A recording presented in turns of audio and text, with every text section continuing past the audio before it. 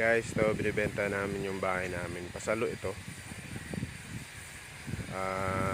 20 years to pay pero 15 years na lang yung kulang sa bangko. And Security Bank yung bangko na ito. Yung lot area niya ay 88 square meter. Pero yung floor area ng bahay 46 square meter lang. So, as you can see guys, napakaganda ng location ng bahay na to. Dito ito sa Valenzuela, Barangay Bignay. Ayan yung location dito. Napakatahimik ng subdivision and napaka hangin. So, mahangin itong spot namin. Tapos yung sunrise dito sa harap. So, harap mismo ng bahay yung sunrise. Hindi ko na ipapakita yung loob ng bahay kasi medyo magulo. So, ito yung ano niya sa likod. So, medyo magulo din pero wala pa tong renovation. Hindi pa to na-renovate.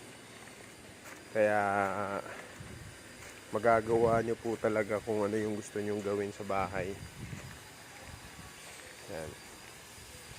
And camellia po ito. Matibay, wala pong problema yung bahay, hindi binabaha. Yun yung pinaka number one advantage nyo po dito. Hindi binabaha yung bahay, yung lugar. So ilang bagyo na po yung dumating and ni accumulative na mga ano dyan, tubig, yung nagka-accumulate, wala. Sobrang free flow po yung tubig. Meron siyang creek doon sa dulo. Doon sa bandang dulo doon, may parang bodega dyan. Pero malalim yung creek na yan, kaya sobrang free flow nung tubig. Then, isa pang maganda dito ay nung nakaraang taon, 3 years na kami nakatira dito, wala pong lindol na parang naramdaman dito. Maraming lindol na dumaan pero hindi namin naramdaman dito. Wala kasi ito sa fault line, so hindi siya lindulin. Tapos yung dyan lang banda, merong mall dyan sa harap mismo ng subdivision. Yung layo namin from the gate, main gate, isa lang yung gate dito, and yung layo namin is around 200 meters yata, ganun to 250. Tapos harap mismo ng gate meron ng mall, merong BDO, may Jollibee, may Mang Inasal, meron dyan.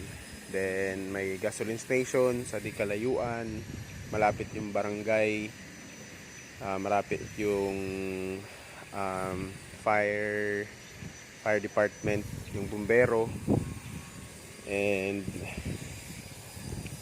yun. So yun, pwede na namin isama tong e-bike kung gusto nang bibili. And kung interesado po kayo,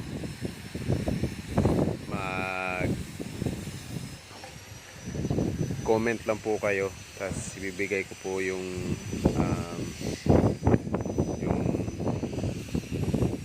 tawag nun, messenger, yung Facebook ko para doon tayo mag-usap. So pasalo po ito, wala po itong kulang or penalty sa bangko. So kukontinue na lang po talaga. So nakakapanghinayang nga tong bahay na to kasi napakaganda ng community. Wala kaming problema sa security. May security po dito 24/7 and kita nyo naman, sobrang hangin, napakahangin po talaga.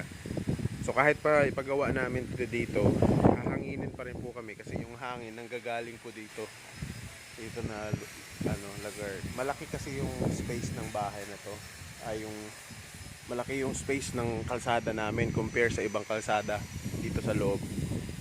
So kita nyo dyan, malaki yung hati, kaya siguro mahangin dito kasi parang ano talaga siya, malaki yung space na pwedeng daanan ng hangin. So yun guys, kung interesado kayo, mag-comment lang kayo.